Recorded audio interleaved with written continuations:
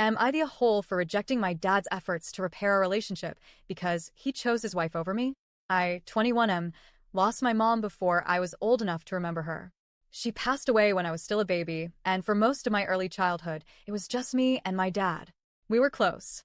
I remember how much he used to smile when he looked at me, how he'd read me stories at night, take me to the park, or just sit beside me watching cartoons. Even though my life started with a loss, I felt safe and loved until everything changed. When I was around 9, my dad met Lindsay.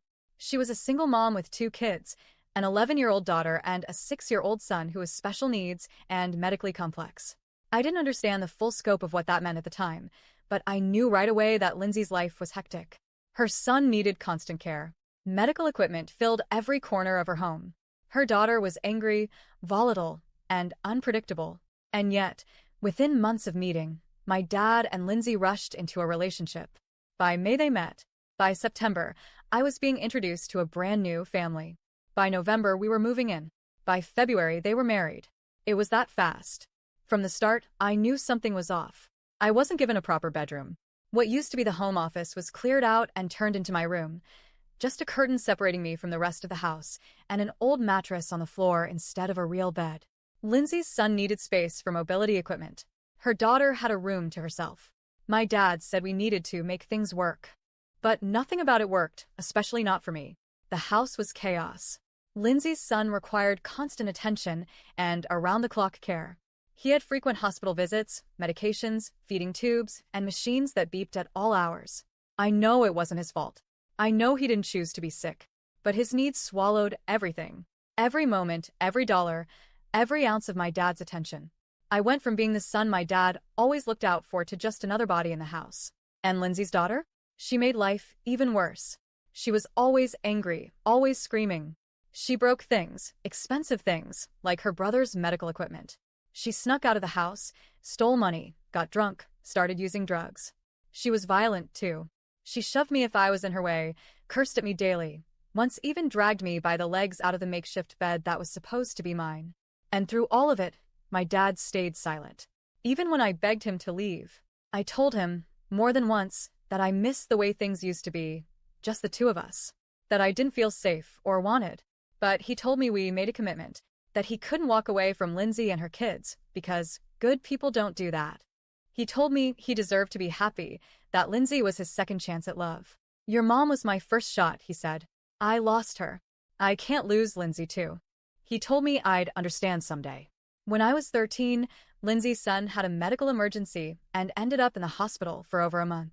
Lindsay stayed with him 24/7, and my dad was either at work or with her. I went 6 weeks without seeing him. 6 weeks.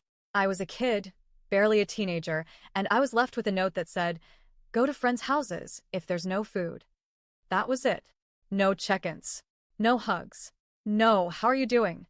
Just silence. And constant verbal and physical torment from Lindsay's daughter. I barely slept. I barely ate. I spent most of that time hiding behind a curtain, trying to make myself invisible. When I turned 15, Lindsay started treating me like a full-time babysitter. She expected me to help with chores, do errands, pick up after her son.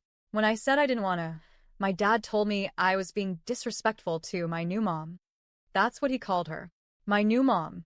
I snapped. I told him to F*** off. Told him she'd never be my mother and that I hated everything about our life now. I said nothing good had come from him marrying her. That was the beginning of the end. We had more fights after that. Lindsay cried and said she loved me and that her son adored me and would be devastated if he knew I saw him as nothing but a burden. But that's what I was, burdened. I was forced into a life I didn't choose, where my needs never mattered. So when I was 17, I left. No warning. No plan. No money. I just walked away. I left a note for my dad, just like he had done for me, and disappeared. He filed a missing persons report, but when the police found me, I told them I was safe and refused to return. I managed to stay off the radar until I turned 18. Then I was free. Eventually, I found my mom's family. Turns out, my maternal grandparents had been trying to find me for years, but my dad moved and never gave them contact info. When I reconnected with them, they welcomed me with open arms. Now I live with them, and for the first time since I was a little kid, I feel like I have a real home again. I hadn't heard from my dad for years, until a couple of months ago. He found me. I don't know how, but he did. He started texting and messaging me. At first, I ignored it. But then, a week ago, I replied. He said he was heartbroken that we ended up like this. That he had no idea if I'd ever even see the message because he thought I might have blocked him. He said he loved me, missed me, that he wanted to rebuild our relationship. I told him no. I told him flat out. He chose his wife over me. He made my childhood miserable and left me behind in a house that made me feel invisible and unsafe. I said I was putting my happiness first now, and that meant not letting him back in. Since then, he hasn't stopped messaging. He keeps saying I'm being unfair, that I should never have expected him to give up his wife for me, that he deserved to have love again, and I should be mature enough to understand that. He says I need my dad, that I'll regret cutting him off forever. He's practically begging. It's desperate. Sad even. But I still feel like I'm doing what's best for me. Am I the a-hole for rejecting my dad's attempts to fix our relationship, even if he says he needs me now? Because all I keep thinking is I needed him back then. And he wasn't there.